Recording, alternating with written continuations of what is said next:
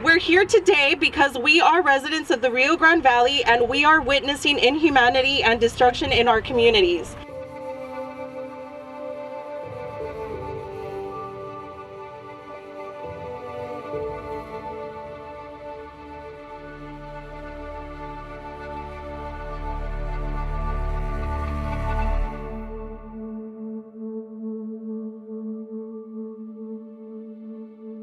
The biggest problem is that the wall was never about border security. Donald Trump's wall is about dividing Americans, playing upon the racial fears and anxiety he has drummed up and amplified to rally his base. We see this area and all along the border from Brownsville to San Diego being portrayed in a way that we don't recognize. Because we've been here, we've been on these lands, we have met these people, and we know that this is much of the best of America. Our community is lacking so many other infrastructure things. We need better public transport, we need better drainage, we need all sorts of things that we don't have, but somehow to fight off this imaginary threat, we need to spend billions of dollars on a border wall that we don't need. And contrary to what this government and what the Border Patrol would have you believe, this community is not in chaos. Our people are not being invaded, and except for the occupation presence that is now here lined up along our ports of entry, we are not a war zone.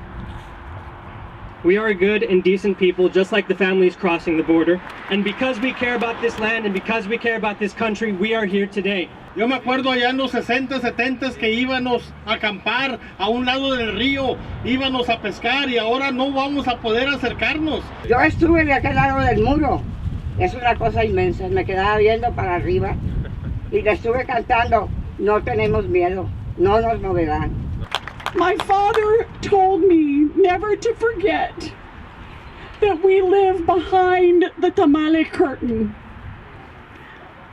I never could have imagined that the physical representation of that curtain would become one of concrete and steel. It's so heart-wrenching to see how people are coming here for safety, they're fleeing danger, and they're treated with no humanity at all. It gives me a lot of hope to see you guys here.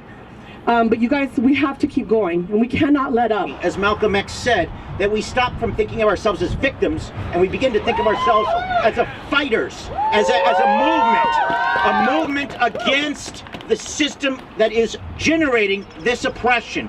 These people need to be held accountable for Claudia Gomez Gonzalez. Yes. Yes. They have to be held accountable for the border agent who killed 4 women out here. And right now, it's an injustice toward humanity. We are going to unify as a working class people and tear down that wall. And everything that it stands for, all the hate that it stands for, we're going to tear it down. As this administration and right-wing narratives continue to escalate their attacks on immigrants, we want to make it clear that they will not stop at the border. They willingly undermine our power, and our only agents to change to ensure our dignity and freedom is to agitate, educate, organize, and fight back together. Ankio, ankio, ankio, jen stok na wazo, hat kopke alpa, mauel, mauel, mauel kop, ankio, ankio, ankio.